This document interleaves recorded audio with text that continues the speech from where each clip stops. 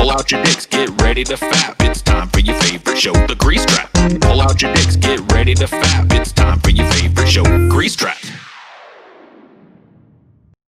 All right, hey, everybody. Welcome back to The Grease Trap. This one shall not be a psychological examination. Let's Paul, further delve into the psyche of Paul. So, Paul. No, I was fucking whatever. Paul's got daddy issues, but don't we all? Issues. If you, I'm gonna tell you what, man. You know a fucking dude for long enough.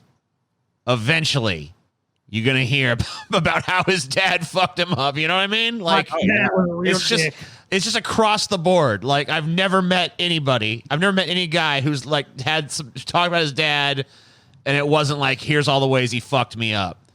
It's an inherently like even if there is that guy that does that, by the way, like when he does start telling you about his dad, you realize that his dad fucked him up so bad that he doesn't even realize how fucked up he is.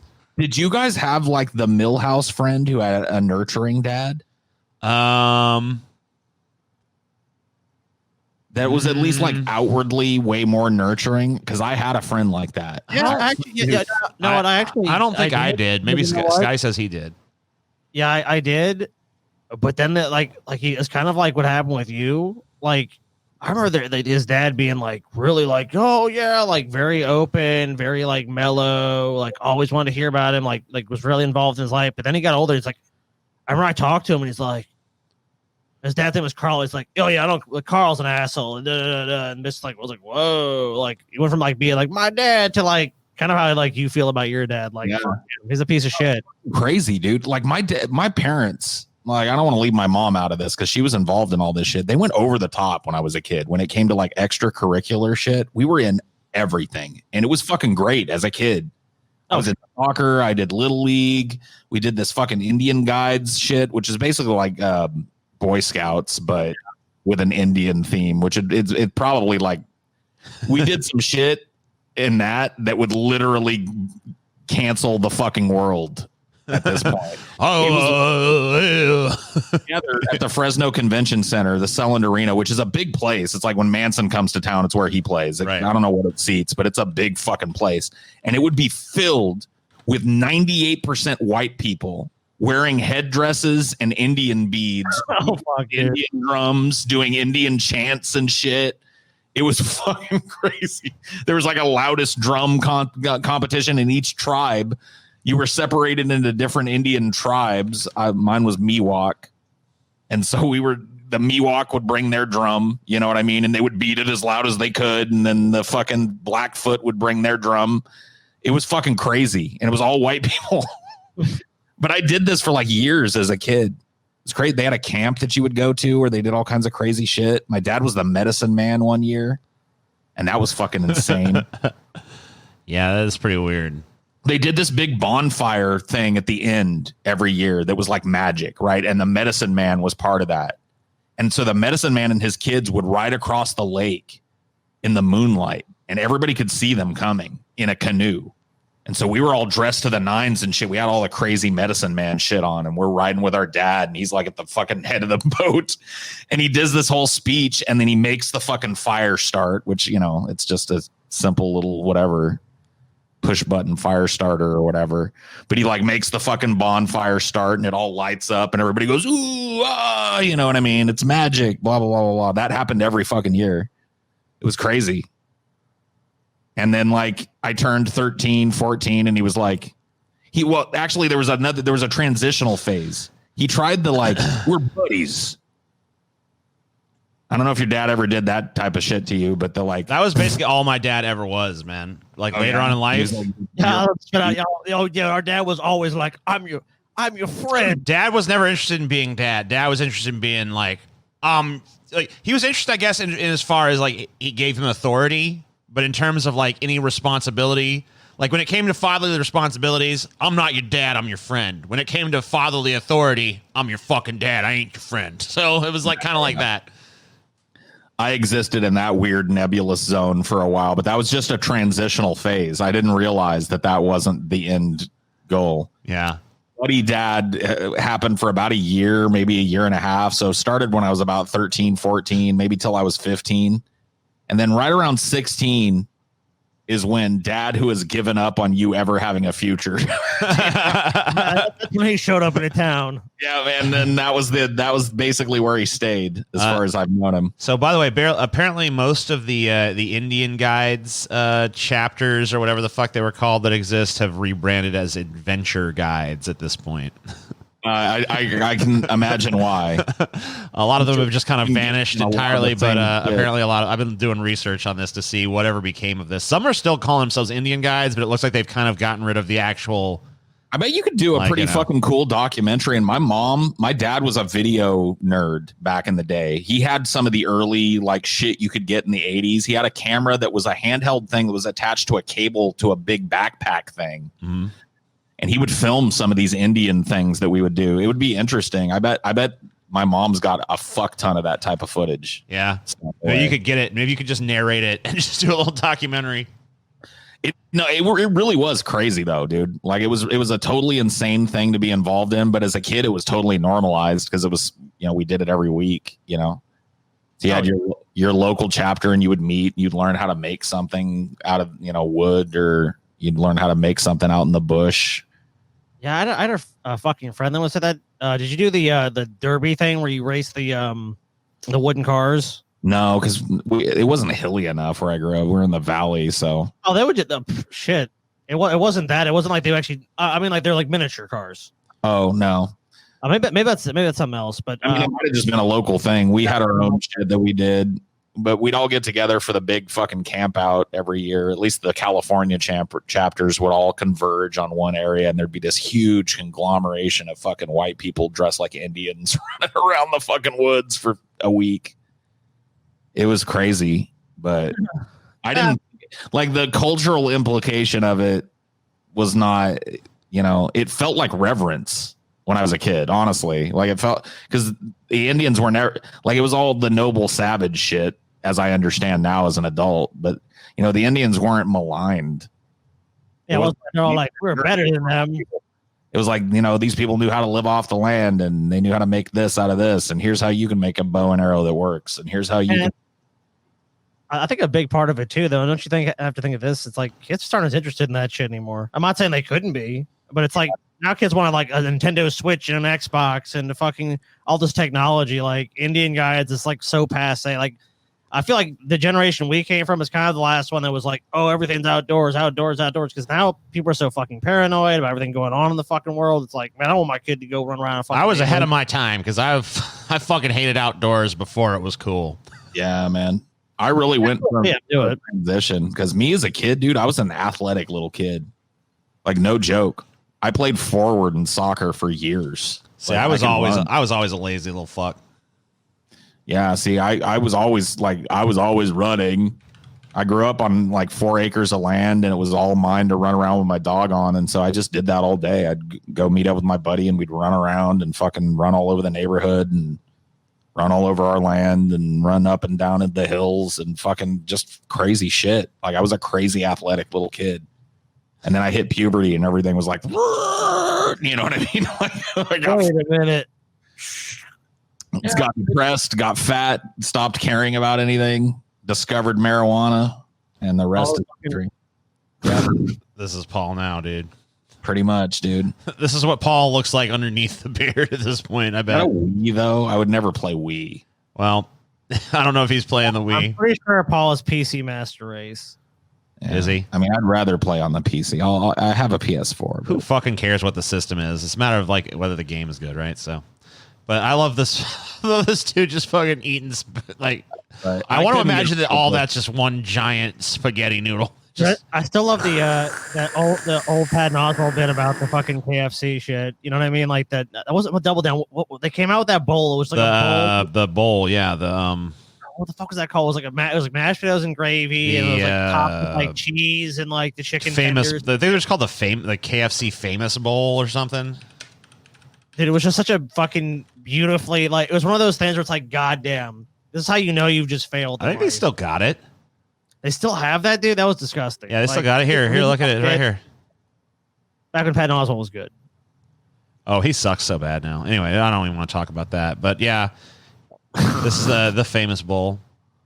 Yeah. It's just chunks of fried chicken, mashed potatoes, gravy. Yeah, creamy mashed potatoes, sweet corn, and bite-sized chunks of crispy chicken are layered together, then drizzled with home-style gravy on top of the perfect blend of 3 shredded cheeses. I mean, You know what? honestly, dude, that sounds fucking. I talk shit on this thing, but it's 700 calories. You know what else is 700 calories, TJ? An item you recently ate as well. The grilled cheese burrito from Taco Bell. Yeah. That was good. It sucks that they came out with that limited time item right when you're going on a diet. I know, but whatever. I got to taste it. It was good. So Yeah. I think I'm going to come by sometime, TJ. Eat one in front of your house. eat one right there in front of you, boy. Camp out and just eat like a whole feast of delicious shit in front of TJ's house. And live stream it. Dun dun dun dun dun dun dun. Well, you could say that looks good, but we all know it's KFC, so the chicken's going to be pretty bland. The potatoes, Their gravy's not that great either. are great. Oh yeah, if this was like Popeyes doing this, I could be excited. Yeah, you got a point, but I mean, it's still probably overall pretty decent. I've had them before. They're pretty lame. It's loaded with fat and sugar and salt, so it's probably going to be at least somewhat passable. My favorite. Give me more sugar. Give me more Give me fat. that give me more KFC salt. famous bowl, boy. My Give me that there KFC I don't famous understand why people hate the bowl. double down. That was one I was never like, look, man, the double down is good. It's a fucking good one. It's like it's just meat stacked with meat in the middle. There's nothing wrong with a bunch of meat. Just meat. Yeah, just fucking meat. Get over it. Probably eat more meat at a family barbecue. I love how even the name of it kind of insinuates that you're like gambling. You know, like double down. down. Might as well just double down. Fuck this. I was watching this show called Alone. Have you guys heard of this show? No. They take survivalists and they drop them in the wilderness, right? And they give them a bunch of cameras and they basically leave them completely alone to like live off the land. Uh-huh. And they're allowed to like drop out, you know, and give up if they're starving or whatever. They can call a number and they send a helicopter to save them or whatever the fuck. Right. I was watching this and one of these, they do a little bio of each person, right? And one of these dudes was like this big lumberjack looking dude with a beard, right? Uh-huh. He was like, yeah, I'm a wilderness and fitness instructor and blah, blah, blah. He's all this shit, right? Yeah. And he was like, yeah, 3 years ago when I was 37, I had a heart attack. It was the type of heart attack they call the widowmaker. Like 99% of the time, you're just gone. And it really woke me up, you know, to my eating habits. But all the pictures of him before where he was in really good shape, you know, so he was. And I just thought about myself, and I'm just like, holy fuck. I've really been fat since the 6th grade, dude. The Widowmaker. I'm 40. Uh-oh. The Widowmaker coming for me, dude. And then I stopped watching the show after that. I'm like, I'm okay, done with well, this. Yeah, like let me just deal with my panic attack now. Oh, dude, I know. That's something as you get older that you realize. You'll see, like, this person's dead. You're like, that's real sad. How old were they?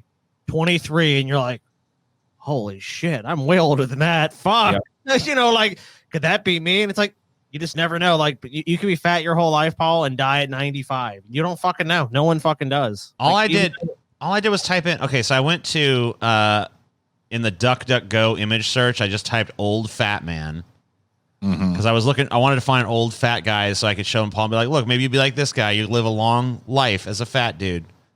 And like half the pictures are of old fat dudes fucking butt naked with their dicks hanging out.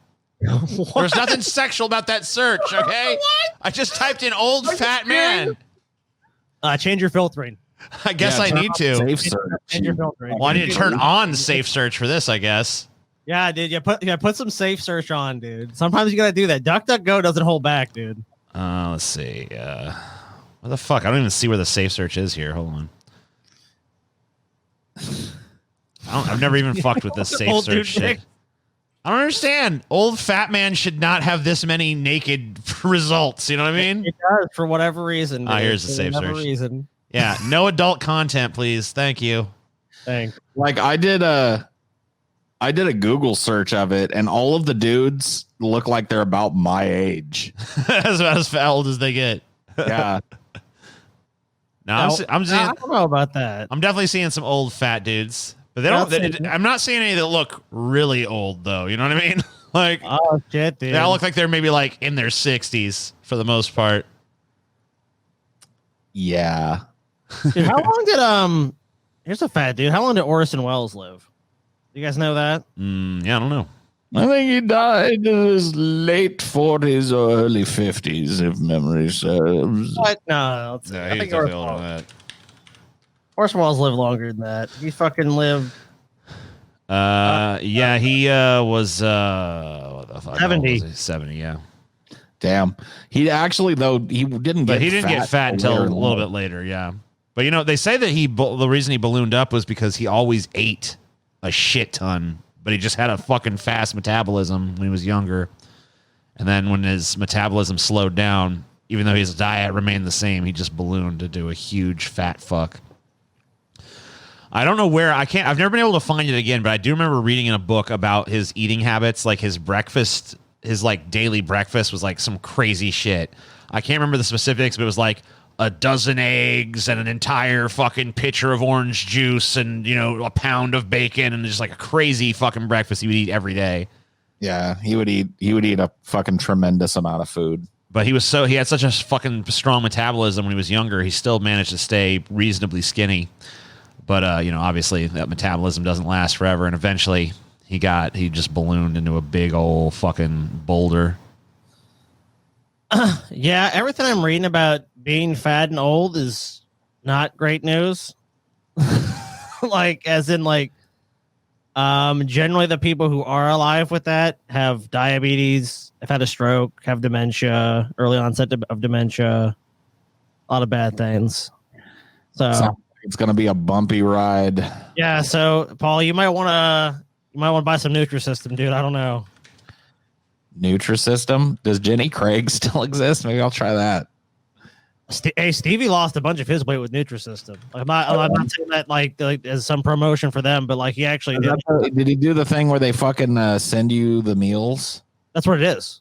Yeah. I did the same. Like way back when, in the early 2000s, I did Nutrisystem and I lost like 45, 50 pounds on it. I was in good shape. All right, so here we go. Many studies have been conducted to determine the effects of obesity on total lifespan. Research on morbid obesity and life expectancy, published in the Journal of American Medical Association, the Journal of the American Medical Association, found that those that struggle with obesity may live as many as 13 years less than others of similar backgrounds. To conduct this study, blah, blah, blah, blah. Whatever. It's so just all whatever the average lifespan is, just subtract, 13 years. And TJ, I don't know if it's a good topic. I don't know if it's a good topic, dude. What? I don't know if it's a good topic. Why not? I think I'm gonna give Paul a fucking heart attack, dude. Oh, I'm gonna kill him right here with just the news. He's like, your lifespan is dramatically fucking gonna be horrible. And yeah, I don't think it's a good idea. I mean, if this like, was see, I told you, where there was nothing but bad news to be had, maybe. But like, fuck, man, you goddamn banana sadist. I don't know what you're complaining about. 2020 is one of the best years we've ever had. You're full of fucking shit, TJ. Hey, dude, we're the population's finally moving in the right direction. Yeah, Down. we're pretty close to fucking. I can't say, but the world has gone completely, fully insane now. Yeah. And like, enough fucking pussyfooting around. Like, are we gonna go insane or not? No, we're going insane. It's good. We've made our commitment. We've done our decision. Not acting insane, but we still have, the better angels of our nature still exist. Fuck them. Let's just go completely lesser demons of our nature. Dude, Paul, fucking fantasy crazy. Dude, Paul, I've got a video. You might want to cover one of your ideologies. I watched this video on like doomerism, and dude, it's like the most hilarious shit ever. It's basically it's like the doomer is a guy alone, angry at the world by himself with no one around. It's all like I thought about Paul. I'm like, Paul's not alone and by himself. He's not any of these things. I'm like, oh, this might be something that I'll have to send it to you. Maybe you'll just think it's dog shit. There was actually a better one. I watched one. There's a channel called Meme Philosophy. It wasn't that one. That actually like takes memes and breaks them down. And he did one on the doomer that I thought was actually a really like fair kind of critique of the doomer mindset. The one I was watching was basically equated doomers almost like maybe like you're like a rung above an incel. Right. You know, it's like your dog shit. It's like, okay. I think that's probably the conception that a lot of people have about doomers is that they're just like, well, I'm just do nothing. I don't ever think about anything because nothing matters anyway. Like the nihilists from fucking The Big Lebowski. You know what I mean? We believes in nothing, Lebowski. Nothing. Accepts this money for some reason. Yeah. Cooking book of Pfaffenkuchen. Why the fuck I guess is if you have lots of money, it's easier to be a nihilist. Just sit around in despair. Yeah. Oh, that's Uli. Oh, because that bitch died. Okay. Good old Uli Conkle, the nihilist. Yeah, I know. I don't know, man. I don't really like the label, but having it explained in an actually like I don't know, in a way that actually considers the humanity of people that take the position made it more palatable to me. Well, I'm glad that dude made what you say is an accurate video, because the one I saw in first glance was just like, oh, what the fuck is this? This is just, it's kind of ridiculous. I mean, like, look, I'm fine for representing the extreme elements and things. Like, you know, we did an episode on MGTOWs and incels, and obviously there's plenty of incels that, you know, are not really harmful, and plenty of them are horribly harmful, as we've seen. But you know, it's a gradient, of course, you know. I think I've gotten like the label. I think the label started with me due to my bring on the nukes shit, which I won't make any medical diagnosis of our audience, especially at that time I started doing the bring on the nuke shit. But let's just say that like hyperbole and rhetorical exaggeration didn't really sit well with them. They kind of took everything that you said at face value. And so the whole idea of bring on the nukes kind of flew over their head, and they thought I was some kind of megalomaniac that wanted to like kill everybody on the planet. Wait, who thought this? like a significant portion of our audience still thinks this. Oh, okay, gotcha. Like maybe not like a majority, but there's like a good 10-15% of our audience that thinks that if I had the nuke button in front of me, I'd hammer it. Yeah, he's just like, Paul just wants to genocide everybody. Just kill them all. They might be right, but let God really sort them out. That's not what I think. You know, I would rather we do something better. I would rather humanity make a choice to walk a different path. But if we're not going to, it might be an act of mercy to bring on the nukes. I think that was the whole point of bring on the nukes. Ning on the Brooks. The amount of suffering that we're going to incur if we allow the economy to go belly up and the fucking entire fucking environment to go belly up, we might want to spare ourselves that and just bring on the nukes. You know what I mean? Oh yeah, dude, we're our own worst enemy. We're certain, and we've seen this play out time and time again, and it's not surprising. You know, like we're just stuck in these fucking endless cycles of stupidity, and not listening to like. I mean, it's just crazy to live in a time where it's like we can scientifically at least somewhat understand what's going on with this pandemic. And it just, I want to make a recommendation to you guys, and to both of you if you haven't seen them, and to our audience of $10 patrons that are watching this. The documentaries of Adam Curtis, in particular, the one, I'm trying to remember the name of it. I think it's called Happiness Machines. No, the 21st Century of the Self. It's a series of about 4 documentaries. They're available for free on YouTube, so you'll be able to find them very easily. He's made several of them. One called The Power of Nightmares. It's really good. But the one I really would like you guys to watch is called The 21st Century of the Self.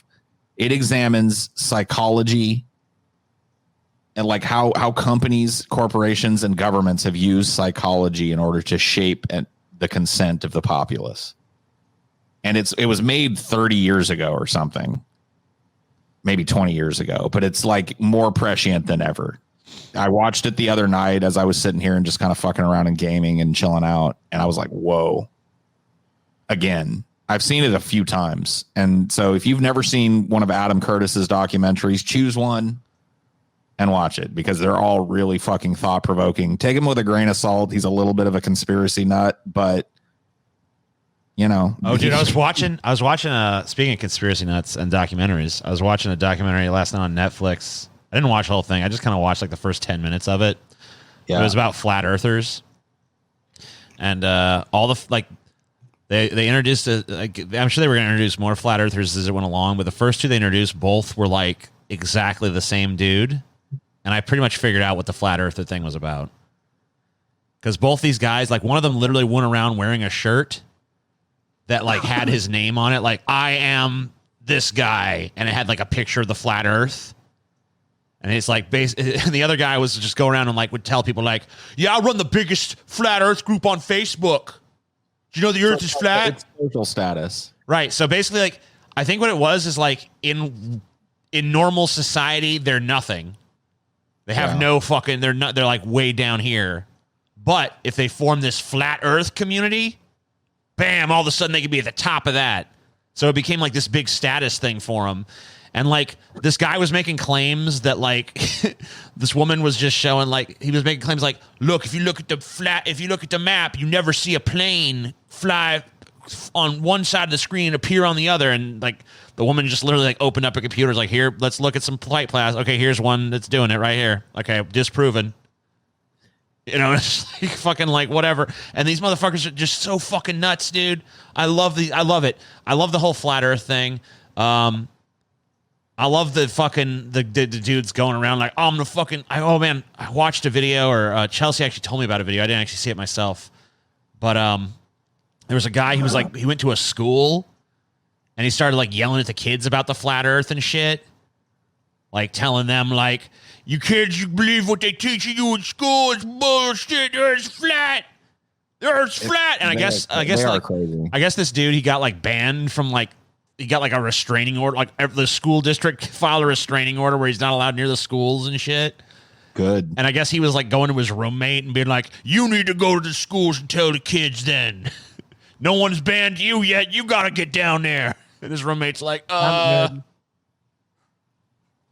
these fucking flat, it's so fucking dude, nuts. I love flat earthers. They're the only fucking group that will like pay money. They'll crowdfund a bunch of money to fucking do an experiment to prove the earth is flat and always end up proving the earth is in fact not fucking flat. Oh my God. And this dude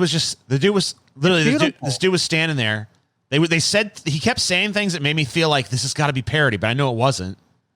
He's standing there on a shore. He's looking at Seattle across the lake. You know, like the Puget Sound or whatever the fuck.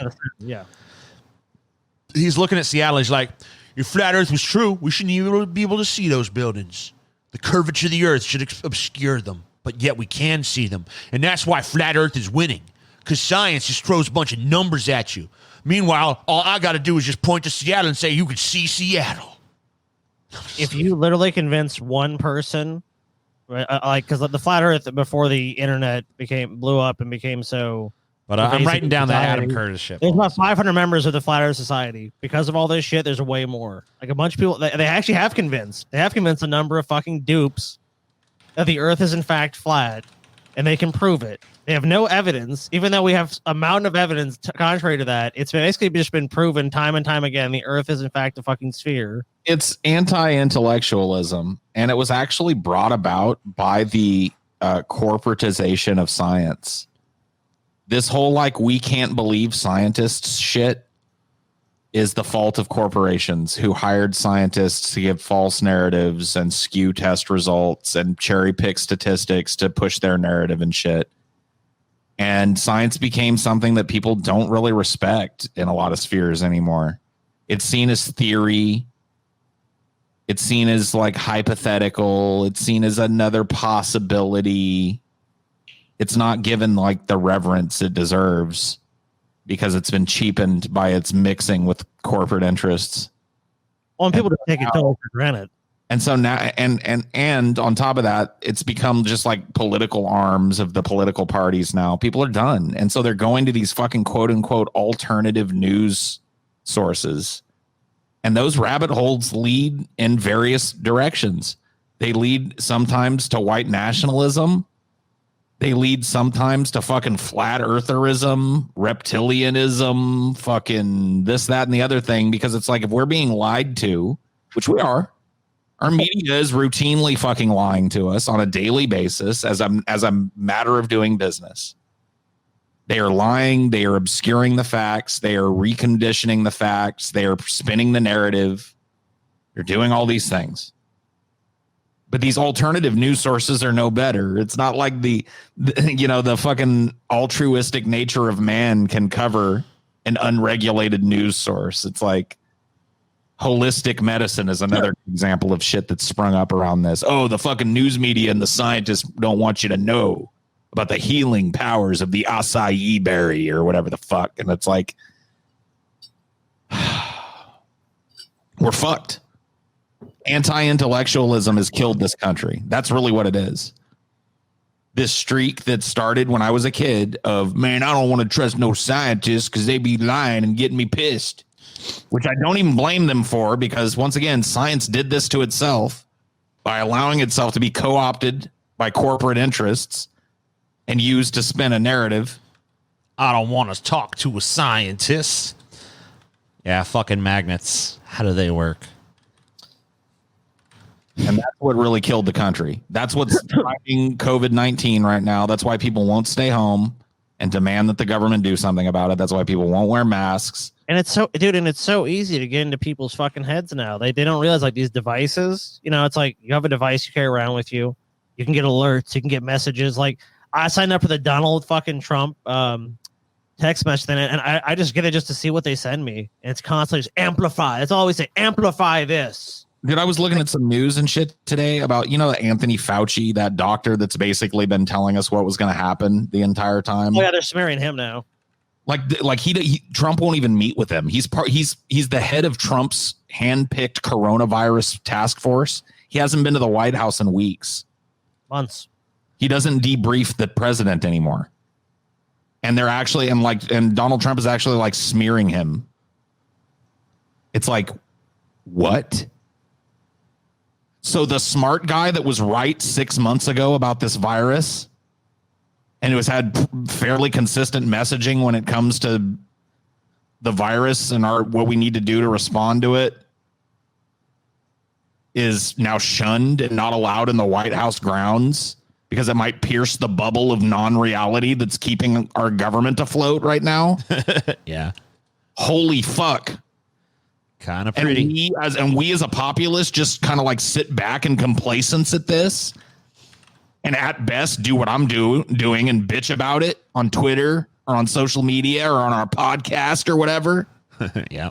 But ultimately just accept that that's part of the new reality.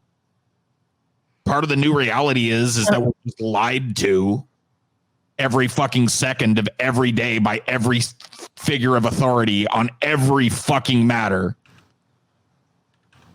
We're such a complacent country, and like you said, we're increasingly a nation of dum-dums that have been divided and played by the media and by politicians and by the ruling class so fucking well. And it's so apparent to anyone with fucking a few neurons firing in the right direction. Like, wait a minute, the populace is basically just a bunch of fucking sheep being herded around. Dude, I think they're fucking sheeple, man. They are. I mean, they fucking are. TJ, because you can just lie. You can It's like Paul said, you can lie about anything. bro. We have a fucking president that was elected by 60 million people that lied through his teeth, has always lied through his teeth, and it doesn't fucking matter because you know what they say? The truth isn't the truth. Discard the truth. If the truth says a bad thing, the truth is a lie. It doesn't fucking matter. It's an Orwellian fucking nightmare. Not only that, but they've accomplished the ability to do that by dividing us to the point where we're at each other's fucking throats now. Like, not only just like left, right, but within both sides of the parties, we're trying to kill each other and shit. And it's like, what the fuck is happening? Like, I got a big problem. Maybe TJ, I know this might go a little long if we get on a long discussion about it, but fuck it. Every once in a while, these do. Okay. You can elucidate this for me because I know you had a conversation with Vosh, which I haven't watched, about this. Vosh is like kind of fucking mercilessly attacking Kyle Kulinski, who's one of the most level-headed left dudes, consistent leftists that I've ever listened to over the course of years. And he's like basically kicked Kyle Kulinski out of his wing of the left and labeled him a tacit supporter of collaboration with Nazis, I guess. That's basically what I'm getting from the messaging. Gotcha. Be careful who you work with. because Kyle Kalinske defends this Rising show, which the fact that this is even a topic is fucking asinine to me. The fact that anybody's talking about some stupid show where they've got a liberal and a conservative on it, it's like that's as old as time. Nobody's ever seen Crossfire, Hannity and Combs. Yeah, it's not a new format. Yeah, I mean, come on, dude. And yet, like, but he's really like zeroing in on this, and he's shitting on Kyle Kalinske. Like, shouldn't a dude like Vosh, who's smart and leftist, and a guy like Kyle Kalinske, who's smart and leftist, be together at least on that side of things? No. What about? But you're not thinking about the allure of YouTube drama, of putting personalities in conflict. And that's what the woods are burning, though, Scotty. No, but I'm saying but that to me, if you know how YouTube functions, someone like Vosh is an up and comer, and he sees that, look, if I have conflict with people, I'm not saying it doesn't have genuine disagreements. I can't speak to that. I mean, he doesn't have enough genuine fucking fascists to go after without labeling Kyle Kalinske one. You know what I mean? Well, I think he feels rebuffed. Because it seems to me that there's a strong thing like, no, you got to talk to Vosh. Everyone's got to talk to Vosh. And Kyle Kalinske is the first guy I don't care about Vosh. So he hasn't paid tribute yet, and Vosh is mad. That's what you think? He hasn't. On some level, yeah. Oh, yeah, definitely. He's a human like anyone else. I mean, Vosh is a really smart dude, but he's still, everyone, look, we're all emotional creatures, and there's all things like that. And and Vosh's community will probably feed that narrative. Well, why doesn't Kyle want to talk to Vosh? Oh, there must be some disagreement. He must fear him. He's being well. Real last night, every time I've mentioned this, and because I've been, I don't know, I've been waiting for my chance to jump in, I guess. But every time I've seen it mentioned, I've seen tremendous amounts of who would destroy who. Like Vosh would fucking devastate Kyle and fucking rape him to death until there was nothing left but a bloody little stump. And I've seen the opposite, where it's like Kyle Kalinske would crush Vosh into dust and snort the dust like cocaine. I think it'd be a very even thing. And I'm like, I feel like if You're these absolutely right. I feel like if these two actually fucking sat down and talked, a lot of this bullshit would just kind of fall by the wayside. Look, it's the mob that feeds the narrative, and you've seen it, because if Vosh starts getting in his head, everyone's talking like, Vosh, why don't you fucking destroy Kyle Kalinske? He's fucking so dumb about this, and this. And it's I haven't heard Kyle shitting on Vosh publicly in his videos and shit, but Vosh and he never will. Kyle doesn't get involved in that shit. He never has. That's the thing. It's and here's why I think Kyle isn't involved in that shit, because those two scenarios that you gave, TJ, if they do get in an argument, which I think is actually likely. Sure. See, you got a very different experience with Vosh than most people. I think it might get heated, but I feel like a lot of the bullshit just have some kind of reverence for each other's penises that he doesn't have for other people that he brings on his fucking show. He's going to get contentious with Kyle Kalinske. He's made 4 videos that I've seen in the last few weeks directed squarely at calling Kyle Kalinske a collaborator and somebody who's seeking to undermine the left because he's looking to work with actual populist fascists. Right. I heard him say these things. These are not misquotes of his fucking shit. Yeah. These are from videos. I think you need to fucking put this in a larger context too, of what's the larger context of Kyle Kalinske is a fascist enabler. The larger context is that this is a division that exists in the left beyond just Kyle Kalinske and Vosh. Sure. There's Glenn Greenwald has gotten involved in this basic argument. The fucking guy, I can't remember the name of the author, Norman something. He kind of started this all off by writing the article, "Isn't Right-Wing Populism Just Fascism?" Which was an attack on the Hill and their book that they wrote, the 2020 Populist Guide to 2020, I think it was called. So this is a larger issue that's happening in the left space where people are fucking arguing this out. And the larger argument here is, can the populist left and populist right get along? Can they accomplish anything together? Do they share enough in common to do so? And I think that the accusation that's being made is that people like Crystal Ball and Cigar, whatever the fuck his dumb name is, that their contention is there's a lot of cross appeal here. There's a lot of fucking areas where the left and right actually agree on this, because this new populist left and this new populist right, there's a lot of overlap because we both fucking hate corporations, all this other stuff.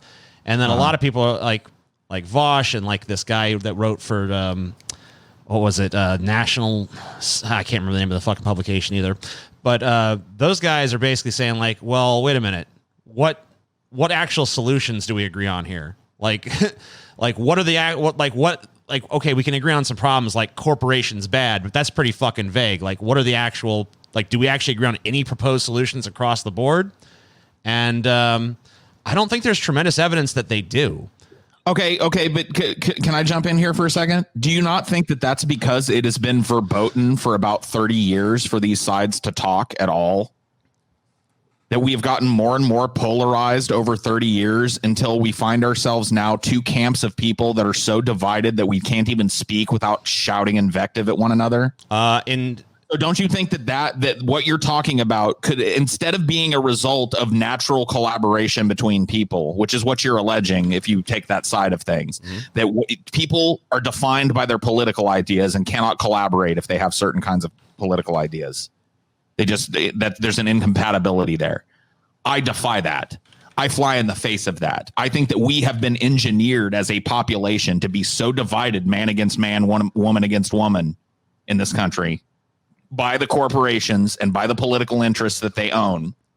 I mean, I don't think this is even fucking sit down at the table anymore and have a political conversation. Dude, Sauger might soften if he got the chance to spend 5 years sitting next to fucking Crystal Ball. Maybe. There's no one can fucking remove their. We're poo-pooing that. That's our path forward. Our path forward is actual genuine human connection, reaching across and actually working with and listening to and being listened to by people that don't hold the same political position as us. It is not this Vosh, we're superior, and anybody who isn't like us is going to be called out mercilessly on a day-to-day basis. I'm not saying stop calling out bad fucking ideas. I'm saying start doing it in a way that doesn't completely and utterly alienate 50% of people in this fucking country. Yeah, I mean, I think it's a kind of an existential question politically. The problem is even in Kyle Clinton. Okay, sorry, go ahead, Scott. Are there really enough at this point progressives in America to wield political power outside of certain cities? I don't think I think the answer is no, because we haven't seen that happen yet. So, I mean, like, there has to be some sort of like, and I know people were saying there's people that were Democrats or liberal who are very, if you're, as far left of the spectrum as you can be, as far right, where it's almost like you're almost seem like a fucking Republican. And you're almost telling these ideas that.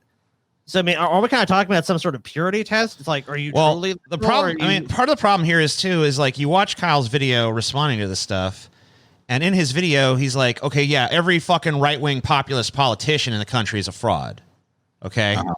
So yeah, every one of the, like, none of them are actual populists. They're just using populist momentum to get in power. And then he says Tucker Carlson's a fraud, which Tucker Carlson's another person that's defended the Hill, another person that Sauger constantly amplifies. So even by Kyle's own admission, Tucker's a fraud. He admits that this dude, this guy, Republican guy from, I think, Missouri, senator from Missouri named Howley, Kyle says in the video that guy's a fraud. But then that's another guy that the Hill has defended on numerous occasions from a populist perspective. So, I mean, it seems like even Kyle has ceded a lot of ground on this whole, like, populist. Like, if every fucking right-wing populist, every person that's put forth as an example of a right-wing populist is, by Kyle's own admission, a fraud and a fake, like, where's the real ones? Where are they? What do they believe? How can we work together? It's not enough to just agree on a fucking problem. If you don't agree on the solution, there can be no collaboration. Why couldn't the answer be, in the corporate media, there are no real ones on either side? This idea that there are no, like, genuine leftist fucking media figures, I fucking subscribe to that as well. Sure. Especially as you get towards the top of the food chain. They're all fucking hucksters. They're all fraudsters. They're all corporatists. They're all going to back the corporate candidate. They're all going to push the corporate agenda. They are all the same in that way. They may push different social issues, but at the end of the day, they still fucking suckle at the same. They're cashing fat ass fucking checks. Yes, they still cash the same fucking check. So here's the thing.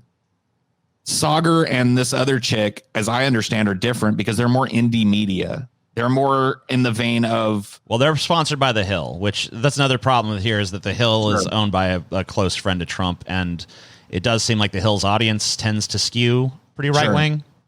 But she...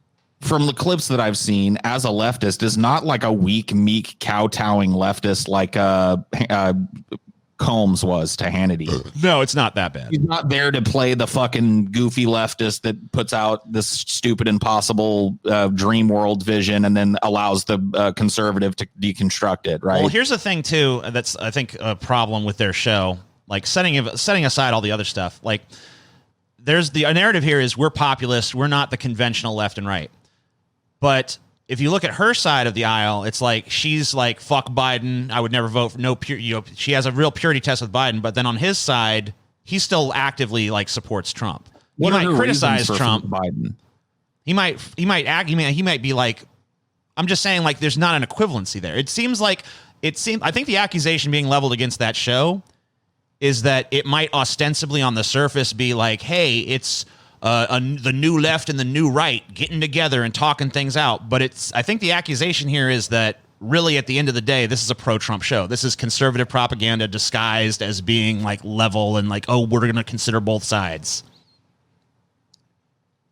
But there's way more deference being given to right-wing ideology on their show than left-wing. So it's like they're saying it's like very insidious. It's like basically it's bamboozling people thinking like, oh, this is kind of like this is almost liberal media in a way. This is well, it's supposed to be like, oh, well, this is like they're meeting in the middle and we're bringing people together. But ultimately, it's kind of the accusation at least is that it's bringing people to the right. And the arguments for that are stuff like it almost seems like it's supposed to be a centrist kind of thing. It's more about like, okay, the idea behind it is she's like, I'm this new populist left. And he's like, I'm this new populist right. We haven't explored this territory. So the purpose of this show is for us to get together and look at the big stories of the day. I'm going to look at it through my left-wing populist perspective. You're going to look at it through your right-wing populist perspective. And we're going to find areas of commonality. And when we disagree, we'll disagree. When we agree, we'll agree. And that's kind of the fucking attitude. And that kind of on the surface sounds like, okay, cool. That sounds good. But when you actually kind of like get down into the nitty-gritty mechanics of the show, it seems like there's more deference paid to the right wing than the left. And it seems like there's way more of a fucking accountability being put on left-wing politicians and shit like, oh, you know, you don't meet the purity test. But the right-wing politicians get way more of a fucking pass. So is the fact that she's not riding with Biden the best example you have of this?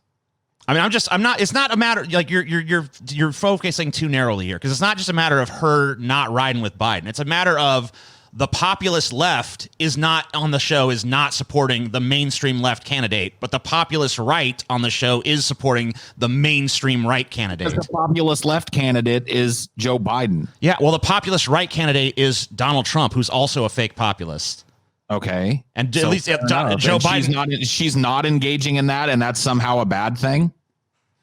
She's not engaging in fake populist wars, and that's a bad thing. That's a bad thing because it's because the show at that point is tacitly endorsing Trump. No, it isn't. If you have one guy who's saying vote for Trump and you have the chick who's saying don't vote for Biden, what the fuck is the message of that other than vote for Trump? Green, vote third party, write in Bernie Sanders, have a protest vote. They fucking frame Trump as part of a populist fucking uprising, even though that Crystal will call him a fake populist. Plenty of Sagar fucking will retweet Trump tweets, talk about how Trump was right to stick the military on people. He himself may be a fake populist, but he has caused a populist uprising in this country. There was a populist fucking movement around Donald Trump during his election in 2016. I think he wrote it. I don't think he created it. Okay.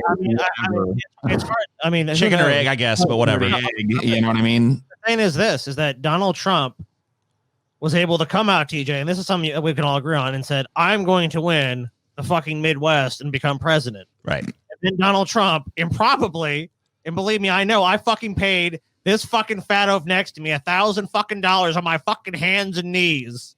So I know better than most. Squeaked out a fucking victory in the Midwest and became fucking president and said he was going to do it beforehand. Oh, yeah. I mean, well, look. I don't know how you can say he went after the bad. How the fuck did he win then? Well, because he went after I mean, look, he had the rhetoric of a populist. He went after those terrible trade deals. He went after NAFTA. He went after TPP. People in the Midwest wanted. But of course, we know that when he got in office, he signed the basically TPP under a different name. So we know it's bullshit. Yeah, but he got rid of it the first time. Oh, TPP. Yeah, he got rid of it, but then he brought back 79% of it or some outrageous amount of it. Changed a few things around, rearranged the deck chairs on the fucking Titanic and said, I got this new deal, but this is a good one. But it's the same. But yeah, no, Biden's not going to do the same thing, though. He's not going to walk back 90% of these new campaign promises. You're missing the fucking point. About revamping the fucking education. It has nothing to do with any. Who cares? That's totally irrelevant to the discussion. That doesn't even fucking matter. I've already stated that. I've never fucking said that Biden is going to fucking change anything. No one's made that argument. Okay, then. So my point is, I find it strange that you, of all people, are denigrating somebody who refuses to play that game and saying that they're. I'm denigrating what the overall message of the show is. I'm denigrating a fucking show where the left side says don't bother voting for Biden, he's a fake, but the right side says Trump's good. Okay. Even though he is just as much of a fake. If they both said these mainstream politicians are fake and we both endorse third-party candidates, that'd be another fucking matter.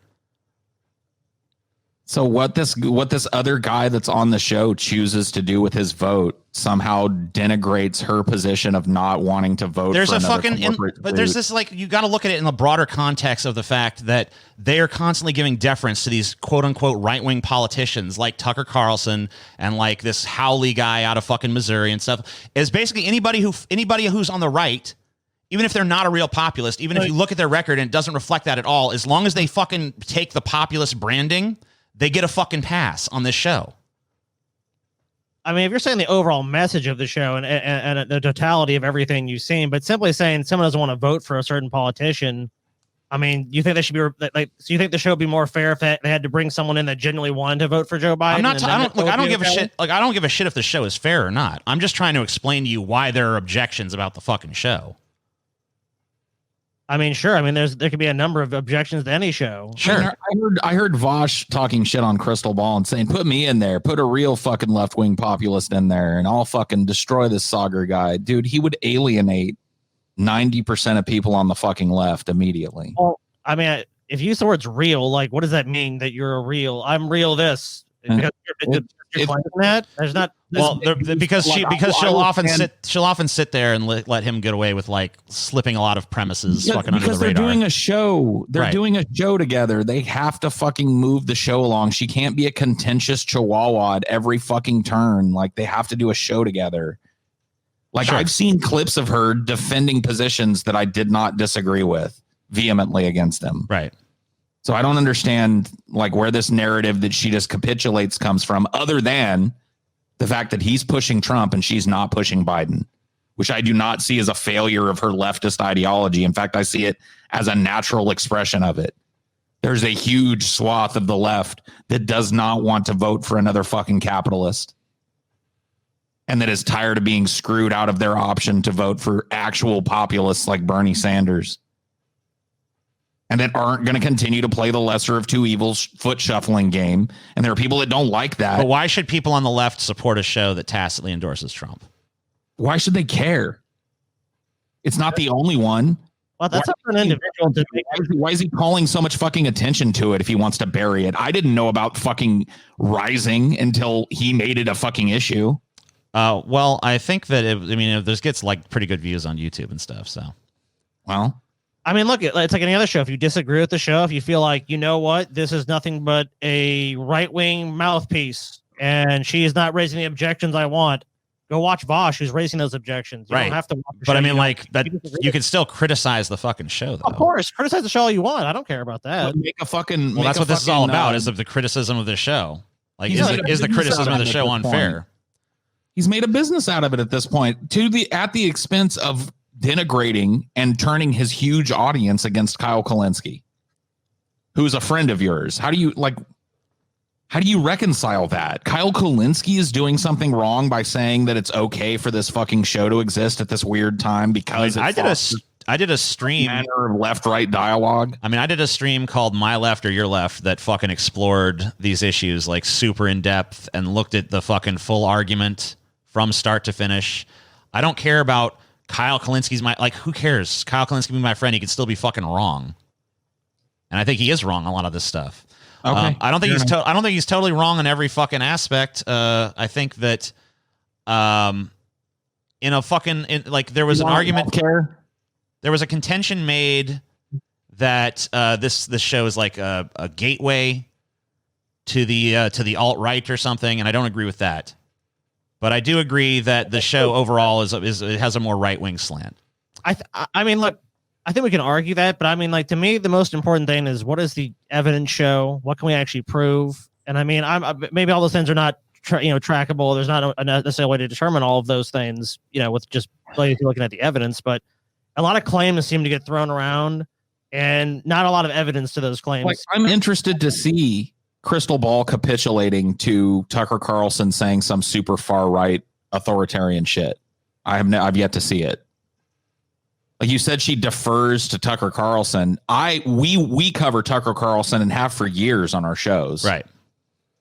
And every once in a while, the motherfucker says something I agree with. Right. Something populist, like corporations need to pay their fair share or some shit. And I'm like, oh, fucking A, Tucker Carlson. If they play a clip and he says that and she agrees with him, is that a bad thing? Is that a bad thing that there's common fucking ground there? I mean, it could be. Okay. I mean, it could be a bad thing, especially if he's insincere and he's just using that to get like leftists to soften their position on Tucker Carlson. The argument that she makes doesn't have to be insincere. The argument that she makes on the show, backing up what he says, I think that to be insincere. I hate when arguments about like this that should be about ideas get bogged down into like what particular personalities might be thinking or the caveats they might have. I understand you can't avoid that. I'm talking about though, but this whole discussion and this whole stratification of people has caused an environment where Kyle Kulinski is now being labeled as a fucking enabler of the alt-right and shit. Right. But the problem is that I think that, it's like all kind of bypassing the larger issue here, which is, I agree. Is there a fucking way for the populist left and the populist right to meaningfully engage in political action together? Labor. Now more than ever, fucking a national apolitical labor movement focused around worker. I mean, the problem is that most right wingers, whether they be populist or not, are anti-union and anti labor movement. You don't mess it up that way. See, here's the thing: is like people that bring up these objections. There's no point. You don't send some slick city fucking suit down to the South to try and get a fucking factory to organize. Sure. You recruit somebody that knows how to speak the fucking dialect, and you don't use words like socialism and cashless society and borderless society. You're never going to sell a hard right winger if you start talking that shit. You sell better wages, more sick pay, guaranteed injury pay, guaranteed insurance payouts. Yeah, but people have been reflexively trained to fucking think that that's communism. Left wing. These are things that left-wing people in the workplace and right-wing people in the workplace both agree on. I don't know that they do. I don't know that that's true. I think right-wingers out there that would not take a pay increase. When you took someone like Steve, who's obviously been fucking, drenched in the Southern mentality. When he moved up north to Washington and had to join a union to work, he fucking did nothing but resent and hate that union, even though it got him higher pay and benefits and all this stuff. He still hated it. Okay. So, I mean, I don't know. I think that there's been a fucking serious case of brain. One thing I've noticed, I watched, I don't mean to base my politics on movies and shit, but I was watching They Live. Last night I watched a Netflix movie called The Platform. Obviously, it's been a while since I watched The Matrix, but I think of that scene from The Matrix where Neo is taking, or Morpheus is taking Neo through the Matrix, and the girl in the red suit scene where he's explaining that everybody in the Matrix, even though they're part of the people that are trying to be freed, they're all ultimately part of the system. I think there's a lot in all those movies and probably some others about how people who are part of the oppressed underclass are ultimately cogs in the machine of they're basically part of their own oppression, because a system that can't make you a tool of your own oppression is not going to be very successful at oppressing you. And I think that there's a lot of people, even when they hear oh yeah, paid sick leave, it should be an easy sell. It makes sense. Everyone should want that, but they hear it and they reflexively are against it because they've been brainwashed to think unions are bad. Most of them have seen propaganda to that effect. I just don't believe it. I just don't think that is actually reflective of how most workers think. People down south that are working in Amazon warehouses are not going to turn down the opportunity to collectively bargain for their fucking paychecks to go up and their work environment to be safer and their sick leave and sick pay and job guarantees to be There's just no way. I mean, if it was There's such an easy sell, it would have been sold to them already. If it was as easy as being like, this is all good stuff. It can't be allow that. It can't be sold to them because Jeff Bezos and Amazon constantly engage in union busting and firing people who even talk about organizing. Sure. So it can't be sold to them. It's not allowed to be sold to them. It's not allowed to be brought to them because the corporation that they work for union busts like every other fucking non-unionized corporation. I worked for Starbucks, who actually takes care of their employees. You know what happened when the IWW started coming around and handing out leaflets at Starbucks? We were told to call the cops and have them escorted off our property. No talk of union allowed in Starbucks. Nope. No union for you. That's why. That's why it's not sold to people. It's not allowed to be. Anybody even whispers the idea of collectively bargaining or striking or walking out on work and they're fired. Period. Time again. Much less start calling meetings outside of work for collective bargaining and to talk about the issues that we're having at work. If you start doing that, your ass is fired. Now, I'm just having trouble finding super current statistics on this, but it looks like in 2011, which seems like an eternity ago, but about 48% of people said they would rather not be in a union at their job given the choice. 80% of private and government union employees agree that workers should have the right to decide whether to join a union.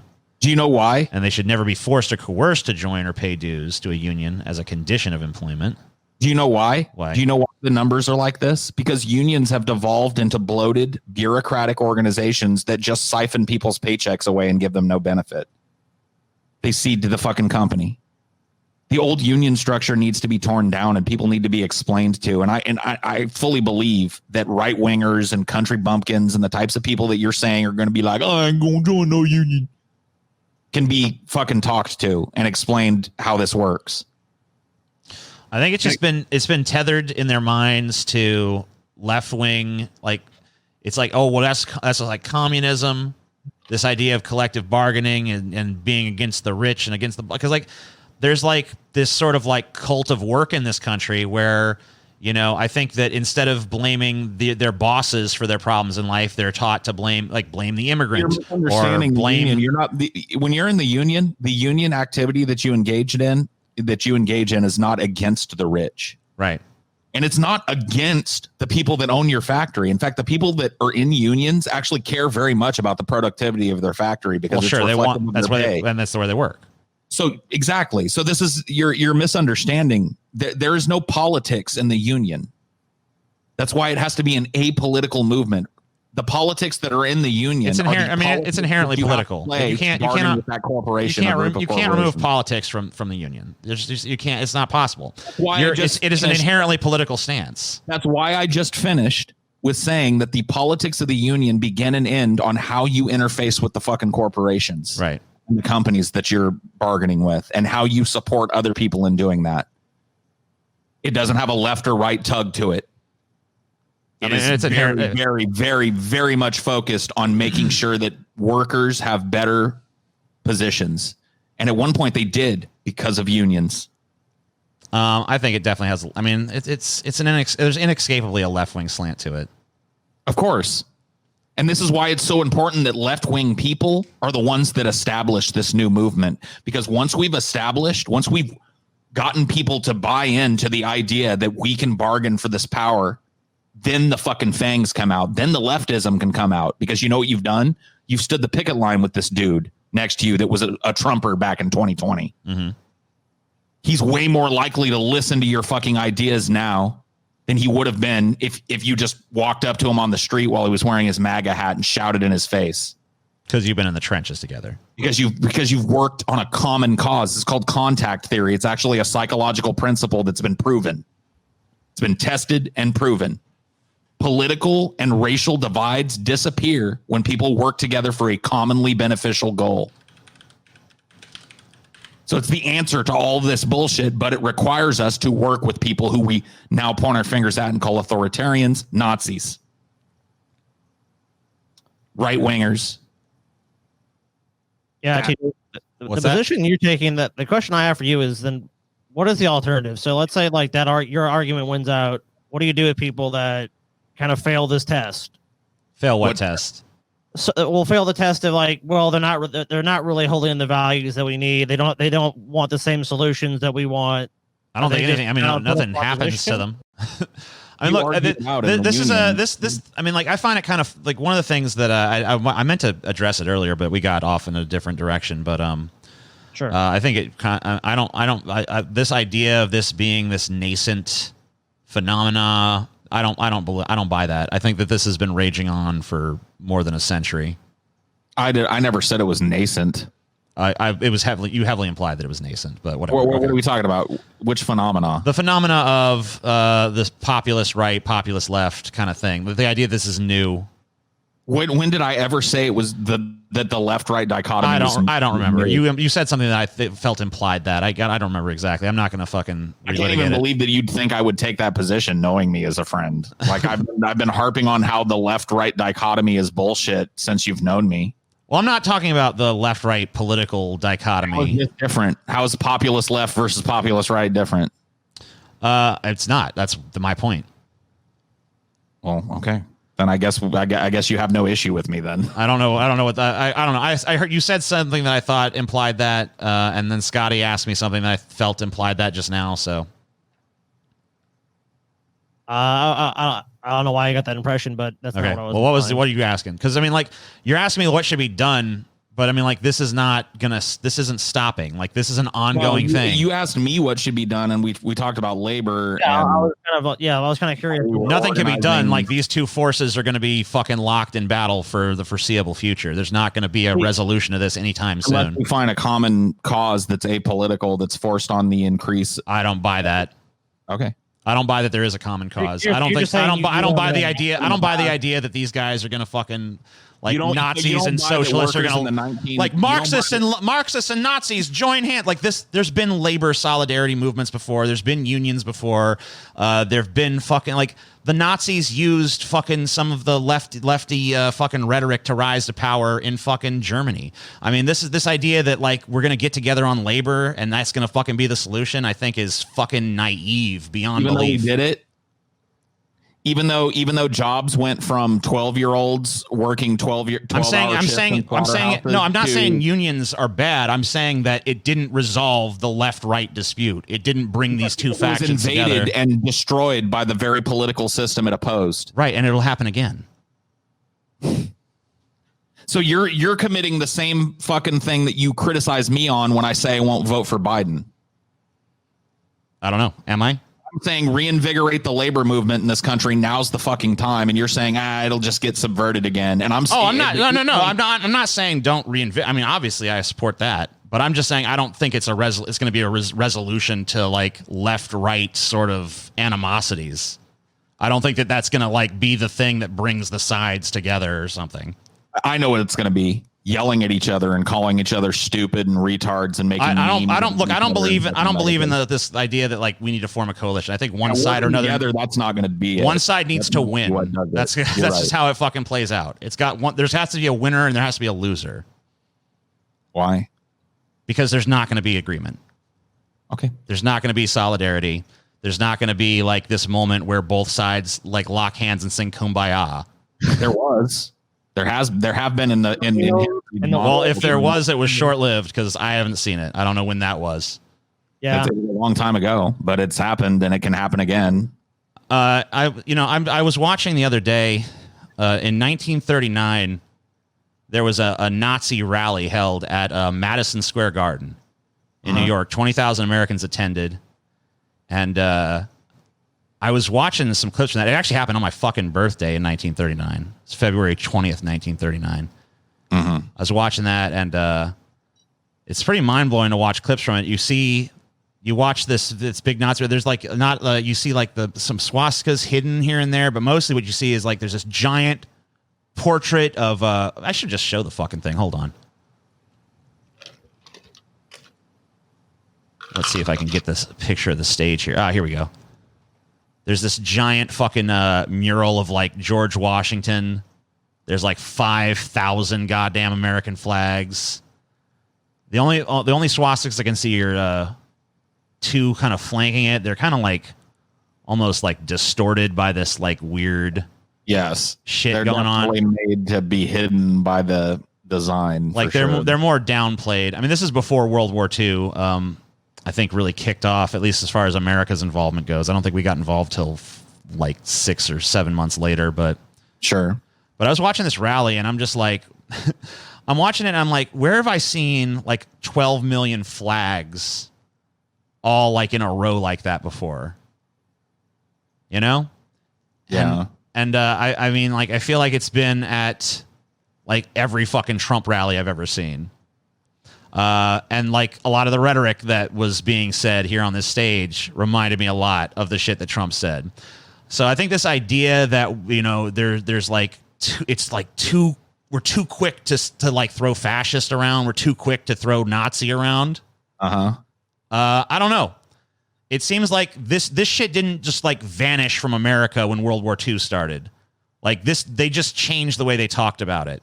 Of course. And I think that this is still very much with us.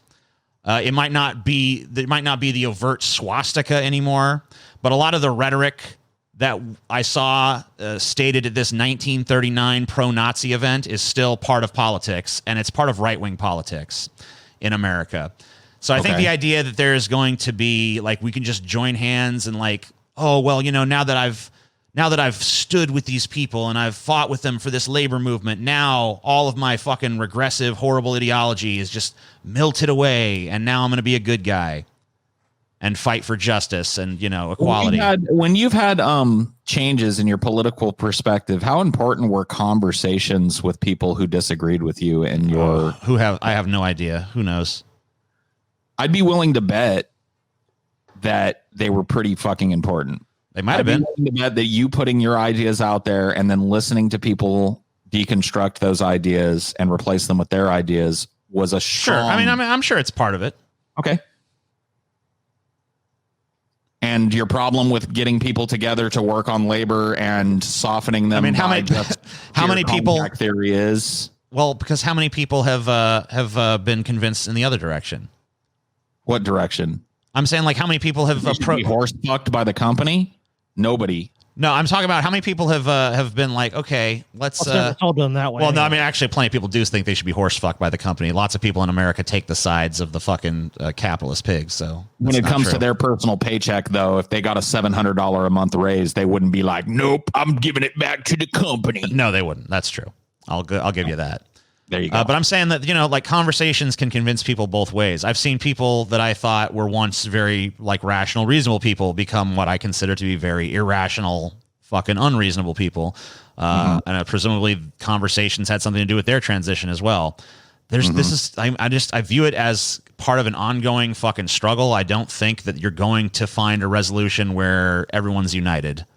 I don't really see it happening. I agree that there's probably not a resolution where everyone's united, but I do think that if there is a resolution, it's going to involve having conversations with people who don't agree with you, and hopefully working on some commonality with these people and seeing that they're just fucking human beings like you, because we've reduced, like, the political right looks at the political left like fucking gremlins and goblins and shit. We've been turned into caricatures, and the same thing happens going back there.